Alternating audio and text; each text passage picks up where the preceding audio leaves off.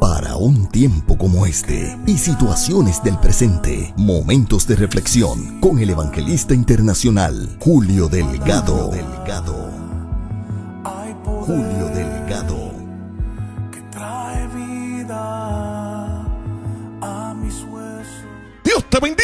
La reflexión para hoy la estará basando a la altura del verso número 23 en el capítulo número 15 del primer libro de Samuel, que dice: porque como pecado de adivinación es la rebelión, y como ídolos e idolatría la obstinación. Por cuanto tú desechaste la palabra de Jehová, él también te ha desechado para que no seas rey. Hoy quiero llamar tu atención porque justamente ayer, cuando me prestaba a enviar la reflexión que titulé "La obediencia es lo que vale", tuve una conversación telefónica con una compañera de ministerio, y luego de dialogar sobre algunos aspectos, le hice mención sobre los estragos que causa la desobediencia como punta de lanza de la rebelión. Y es esto lo que da pie a la inspiración para la reflexión de hoy, porque en la actualidad el enemigo de las almas, de manera sutil, ha conducido a muchas personas a practicar uno de los pecados más peligrosos, abominables y despreciables delante de los ojos de Dios, y esto es la rebelión. Es esta la manifestación de rechazo a la autoridad. Es el comportamiento humano caracterizado por la resistencia o el desafío a la autoridad, la desobediencia de una orden o el incumplimiento de una obligación. Y es contra ese espíritu que hoy batallan padres, familias, congregaciones, pastores y concilios, ante el desconocimiento de algunos sobre la línea fina que separa el desacuerdo con la rebelión. Podremos no estar de acuerdo en algunos aspectos, pero a la misma vez mantener el orden en cuanto a respeto a la autoridad. Y es ese extremo en donde el enemigo ha querido llevar a muchos a la esquina del rechazo a la autoridad y su resistencia a la misma. En el capítulo 16 del libro de Números vemos como a Coré, quien era levita al servicio del tabernáculo, junto a Datán, Abirán y On, quienes eran príncipes de la tribu de Rubén, se les manifiesta un espíritu de rebelión contra el liderato de Moisés y Aarón, y los querían sacar de la posición que el Señor les había otorgado. Por tanto, la autoridad que tenían Moisés y Aarón había sido delegada por Dios. Por consiguiente, Coré, Datán, Abirán y On directamente se rebelaban contra el mismo Dios, siendo ellos quienes tenían a su cargo la custodia del tabernáculo,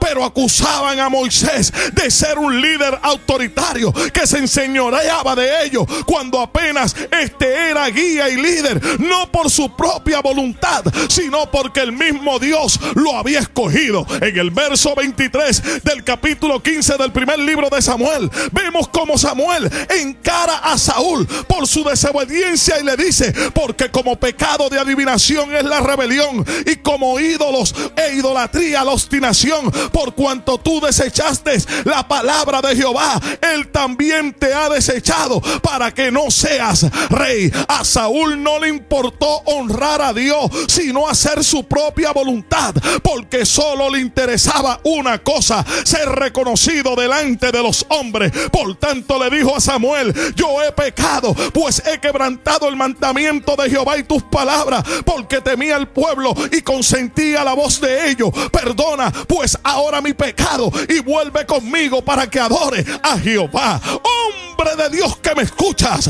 y mujer de Dios que analizas esta reflexión, sometamos nuestra voluntad y decisiones a la palabra del Señor, considerando que sus planes son mejores que los nuestros y que rebelarse contra Dios es una insensatez. Acontecerá que si oyeres atentamente la voz de Jehová tu Dios, para guardar y poner por obra todos sus mandamientos que yo te prescribo hoy, también Jehová tu Dios te exaltará sobre todas las naciones de la tierra, porque así está establecido en el libro de Deuteronomio, en su capítulo 28, en el verso número 1. Así que podremos tener alguna discrepancia, pero nunca abrogaremos la autoridad concedida por Dios. Si deseas contactarnos, es muy fácil comunicarte con el evangelista internacional Julio Delgado para tus eventos, campañas, conferencias o consejería, llamando al 407-791-4123